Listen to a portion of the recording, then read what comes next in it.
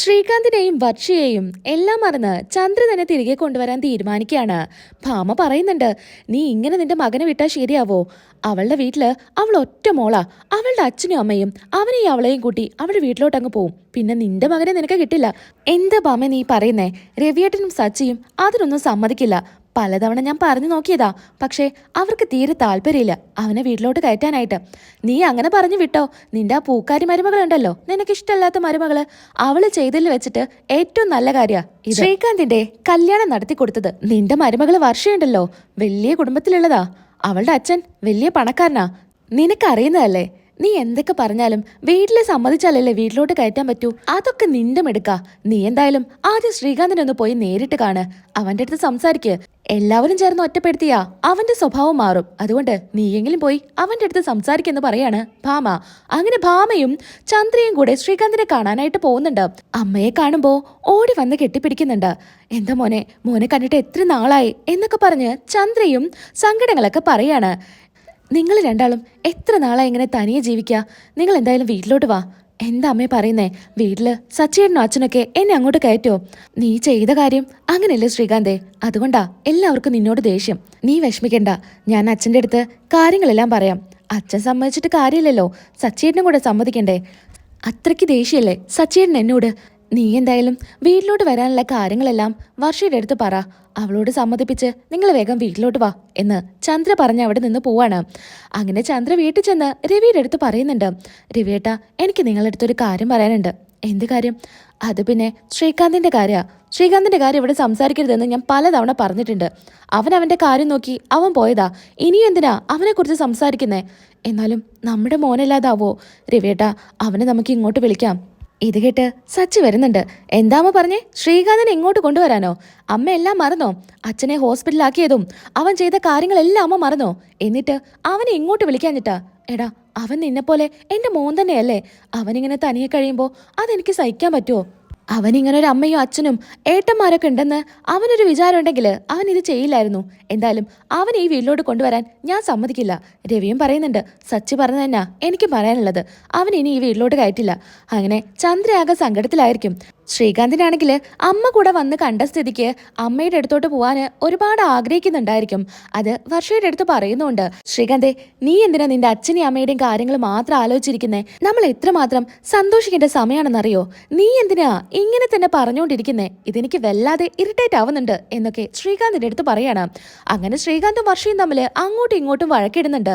പിറ്റേ ദിവസം ശ്രീകാന്ത് രാവിലെ ബ്രേക്ക്ഫാസ്റ്റ് ഒക്കെ ഉണ്ടാക്കി വെക്കും. എന്നാ വർഷ അതൊന്നും കഴിക്കാതെ ദേഷ്യത്തോടു കൂടി അങ്ങ് പോവാണ്. അങ്ങനെ വർഷ രേവതിയെ വിളിക്കുന്നുണ്ട്.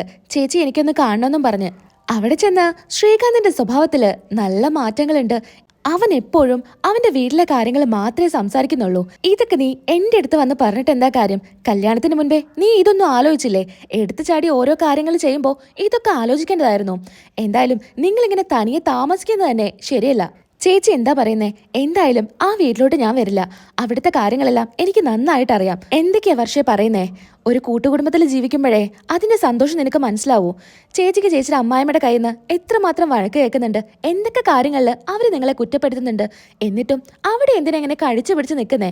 അതുമാത്രമല്ല, സച്ചേട്ടന്റെ കാര്യോ, ഏത് നേരം കള്ളം കുടിച്ച് ചേച്ചി വന്ന് വഴക്ക് പറയും. ഇതൊക്കെ സഹിച്ച് ചേച്ചിക്ക് എങ്ങനെ അവിടെ നിൽക്കാൻ പറ്റുന്നേ? മോളെ, ഒരു കുടുംബമാകുമ്പോൾ പ്രശ്നങ്ങളൊക്കെ ഉണ്ടാവും. എന്റെ അമ്മായിമ്മ എന്നെ വഴക്ക് പറയാറുണ്ട്.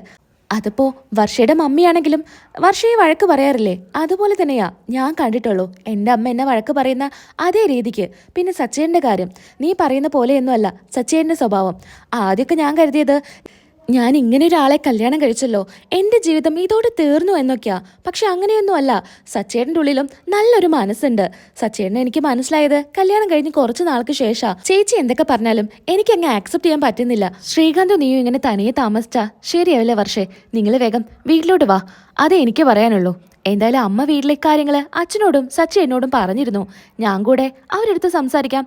എന്നിട്ട് എത്രയും പെട്ടെന്ന് നിങ്ങൾ വീട്ടിലോട്ട് വാ. അങ്ങനെ രേവതി അവിടെ നിന്ന് അങ്ങ് പോകുന്നുണ്ട്. എന്നാ വർഷ ഈ പാർക്കിലോട്ട് വന്നിട്ടുണ്ടെന്ന് റോഷന്റെ കൂട്ടുകാരൻ പറയുന്നുണ്ട്. അങ്ങനെ റോഷനും അങ്ങോട്ട് വരികയാണ് ഒരു കുപ്പി ആസിഡുമായിട്ട്. അങ്ങനെ വർഷയെ ബലമായി പിടിച്ച് ആസിഡ് മുഖത്തൊഴിക്കാൻ വേണ്ടി ശ്രമിക്കുന്നുണ്ട്. ഈ സമയത്ത് രേവതിയാണ് വർഷയെ രക്ഷിക്കുന്നത്. അവിടെ കിടക്കുന്ന ഇഷ്ടിക എടുത്ത് നമ്മുടെ റോഷന്റെ മേലോട്ട് എറിയാണ്. അങ്ങനെ എറിഞ്ഞു ഓടിക്കുകയാണ് നമ്മുടെ രേവതി അവരെല്ലാവരെയും. നോക്കി നിൽക്കുന്നവരാരും രക്ഷിക്കാനായിട്ട് വരുന്നുണ്ടായിരിക്കില്ല. അങ്ങനെ ആകെ പേടിച്ചു നിൽക്കുന്ന വർഷയെ നേരെ വീട്ടിലോട്ട് കൊണ്ടുപോകുന്നുണ്ട്. അതായത് വർഷ താമസിക്കുന്ന വീട്ടിലോട്ട്. അങ്ങനെ ശ്രീകാന്തിനെ വിളിച്ച് കാര്യങ്ങളെല്ലാം പറയുന്നുണ്ട്. ശ്രീകാന്ത് വരുന്നുണ്ട്. ശ്രീകാന്തിനെ കാണുമ്പോ വർഷ പൊട്ടിക്കരയാണ്. അങ്ങനെ ശ്രീകാന്തിന് ദേഷ്യം വന്ന് രേവതിയോട് പറയുന്നുണ്ട്, ചേച്ചി അവനാണല്ലേ ഇത് ചെയ്ത്, അവനെ ഞാൻ ഒരിക്കലും വെറുതെ വിടില്ല എന്നൊക്കെ പറയുമ്പോൾ രേവതി ശ്രീകാന്തിനെ സമാധാനിപ്പിക്കുന്നുണ്ട്. ഇപ്പൊ മനസ്സിലായോ, നിങ്ങൾ തനിയെ താമസിച്ചാലുള്ള പ്രശ്നങ്ങള് അവൻ ഇനിയും ഇവളെ അപായപ്പെടുത്താനായിട്ട് വരും. നിങ്ങളൊരു കാര്യം ചെയ്യേ, ഇങ്ങനെ തനിയെ താമസിക്കാതെ വീട്ടിലോട്ട് വാ. ഈ സമയത്ത് വർഷ പറയുന്നുണ്ട്, ചേച്ചി വീട്ടിൽ സച്ചിയേട്ടൻ എന്താ ചെയ്യാൻ പോകുന്നത്? ഇനി നിങ്ങൾ ഇങ്ങനെ താമസിക്കുന്നത് സേഫ് അല്ല. നമ്മുടെ കൂട്ടത്തിലാണെങ്കിൽ ഒരു കുഴപ്പവും വരില്ല എന്ന് നമ്മുടെ രേവതി പറഞ്ഞ് വീട്ടിൽ നിന്ന് പോകുന്നുണ്ട്. അങ്ങനെ നേരെ പോകുന്നത് വർഷയുടെ വീട്ടിലോട്ടായിരിക്കും. രേവതിയെ കാണുമ്പോൾ വർഷയുടെ അച്ഛനാകെ ദേഷ്യപ്പെടുന്നുണ്ട്. നീ എന്തിനാ ഇപ്പൊ ഇങ്ങോട്ട് വന്നേ? എന്റെ മകളുടെ ജീവിതം നശിപ്പിച്ചപ്പോ നിനക്ക് സമാധാനായല്ലോ. നീയല്ലേ അവളെ കല്യാണം നടത്തി കൊടുത്തത്. നിങ്ങൾ എന്നെ എത്ര വേണേ കുറ്റപ്പെടുത്തിക്കോ. എന്നാ ഞാൻ വർഷയെ കുറിച്ചൊരു കാര്യം പറയാനായിട്ട് വന്നതാ. അങ്ങനെ വർഷയുടെ മമ്മി വരുന്നുണ്ട്. എന്താ പറ്റിയേ, എന്റെ മോൾക്ക് എന്താ പറ്റിയെന്ന് ചോദിച്ചു. നിങ്ങൾ അവൾക്ക് വേണ്ടി ഒരു ചെക്കനെ കണ്ടെത്തിയിരുന്നല്ലോ. അയാള് ഇന്ന് അവളുടെ മുഖത്തോട്ട് ആശ്രയിക്കാൻ നോക്കി. ഞാൻ ആ സമയത്ത് അവിടെ ഇല്ലായിരുന്നെങ്കിൽ നിങ്ങളുടെ മകളുടെ അവസ്ഥ എന്താണെന്ന് നിങ്ങൾക്ക് ഊഹിക്കാൻ പറ്റുമോ? ഇത് കേട്ട് മമ്മി ആകെ സങ്കടപ്പെടുന്നുണ്ട്. എന്നിട്ട് എന്റെ മോൾക്ക് എന്തെങ്കിലും സംഭവിച്ചോ? അവൾക്ക് കുഴപ്പമൊന്നുമില്ല. പക്ഷെ ഈ സമയത്ത് അവളെ ചേർത്ത് നിർത്തേണ്ടത് നിങ്ങളല്ലേ. നിങ്ങൾ അവൾക്കായി കണ്ടെത്തിയതിനേക്കാൾ എത്രയും നല്ല പയ്യനാ ശ്രീകാന്ത്. അവൻ അവളെ പൊന്നുപോലെ നോക്കുന്നുണ്ട്. പിന്നെ നിങ്ങൾക്കെന്തിനാ ഇങ്ങനെ വാശിയും വൈരാഗ്യവും ഒക്കെ? നിങ്ങൾ അവളെ പോയി കാണണം. ഈ സമയത്തെങ്കിലും നിങ്ങൾ പോയില്ലെങ്കിൽ അത് അവൾക്ക് ഒരുപാട് സങ്കടമായിരിക്കുമെന്ന് രേവതി പറയാണ്. ഇതും പറഞ്ഞുകൊണ്ട് രേവതി അങ്ങ് പോകുന്നുണ്ട്. അങ്ങനെ വർഷയുടെ മമ്മിക്ക് ആകെ സങ്കടമാവുന്നുണ്ട്. എന്നാ അച്ഛൻ പറയുന്നുണ്ട്, നീ എന്തിനാ ഇങ്ങനെ സങ്കടപ്പെടുന്നേ? നീ ഇങ്ങനെ സങ്കടപ്പെടേണ്ട ആവശ്യമൊന്നുമില്ല. നിന്നെയും എന്നെയും വേണ്ട എന്ന് പറഞ്ഞ് ഇട്ടേച്ച് പോയളാ അവളെ ഓർത്ത് നീ സങ്കടപ്പെടണ്ട. എന്നാലും എൻ്റെ മോള്, ഞാൻ അവളെ ഒന്ന് പോയി കാണട്ടെ. നീ കാണാതിരിക്കേ എന്ത് വേണേ ചെയ്തോ, പക്ഷേ ഞാൻ അങ്ങോട്ടില്ല എന്ന് വർഷയുടെ അച്ഛൻ പറയുന്നുണ്ട്. എന്നാ ഇക്കാര്യം ഞാൻ വെറുതെ വിടില്ല. അവനോട് ഞാനിത് പോയി ചോദിക്കുമെന്നും വർഷയുടെ അച്ഛൻ പറയാണ്. എന്തൊക്കെ തെറ്റ് മകള് ചെയ്താലും ഒരു പ്രശ്നം വന്നു കഴിഞ്ഞാൽ അമ്മ ഓടിയെത്തും. അതുപോലെ തന്നെയാണ് വർഷ ചെയ്ത എല്ലാ തെറ്റും മറന്ന് വർഷയുടെ മമ്മി ഓടിയെത്തുന്നുണ്ട് വർഷയെ കാണാനായിട്ട്. എന്നാ വർഷയുടെ മമ്മി എത്തുന്നതിന് മുൻപേ ചന്ദ്രയാണ് അവിടേക്ക് എത്തുന്നത്. ചന്ദ്രയും ഈ കാര്യം അറിഞ്ഞ് ഓടി വരികയാണ്. കൂടെ ഭാമയും കാണും കേട്ടോ. എന്താ മോളെ, ആ മഹാഭാവി മോളെ എന്താ ചെയ്തത്? എന്തായാലും പ്രശ്നങ്ങളൊന്നും ഉണ്ടായില്ലല്ലോ എന്നൊക്കെ പറഞ്ഞ് ചന്ദ്ര സംസാരിക്കുകയാണ്. അങ്ങനെ ചന്ദ്രയെ ഒരുപാട് അങ്ങ് ഇഷ്ടപ്പെടുന്നുണ്ട് വർഷ. അമ്മയെ എനിക്ക് ഒരുപാട് ഇഷ്ടമായി. അമ്മയുടെ സംസാരം പെരുമാറ്റമൊക്കെ എനിക്ക് നന്നായി ഇഷ്ടപ്പെട്ടു എന്നൊക്കെ വർഷ പറയാണ്. അങ്ങനെ ഇരിക്കുകയാണ് മമ്മി വരുന്നത്. മമ്മിയെ കാണുമ്പോൾ ഓടി ചെന്ന് കെട്ടിപ്പിടിക്കുന്നുണ്ട്. അങ്ങനെ പരിഭവങ്ങളും സങ്കടങ്ങളൊക്കെ പരസ്പരം അങ്ങോട്ടും ഇങ്ങോട്ടും പറയുന്നുണ്ട്. മോൾക്കിപ്പോ കുഴപ്പമൊന്നുമില്ലല്ലോ? ഇല്ല മമ്മി, എനിക്ക് കുഴപ്പമൊന്നുമില്ല.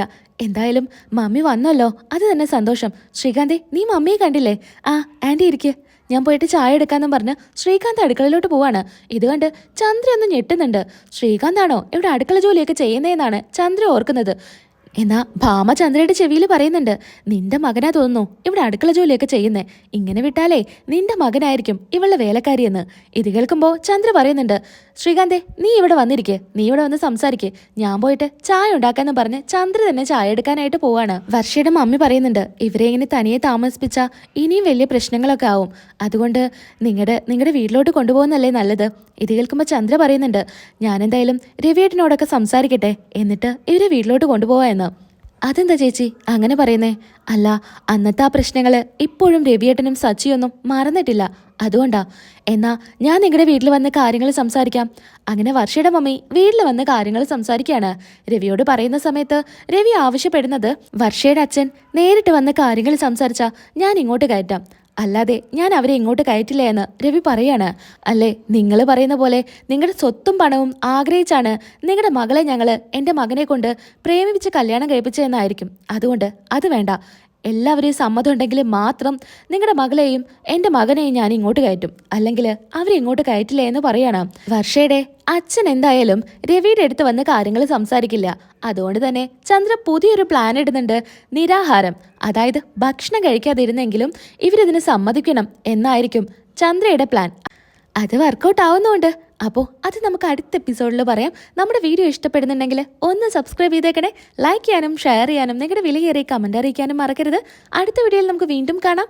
അതുവരയ്ക്കും എൻ്റെ എല്ലാ കൂട്ടുകാർക്കും ടാറ്റാ.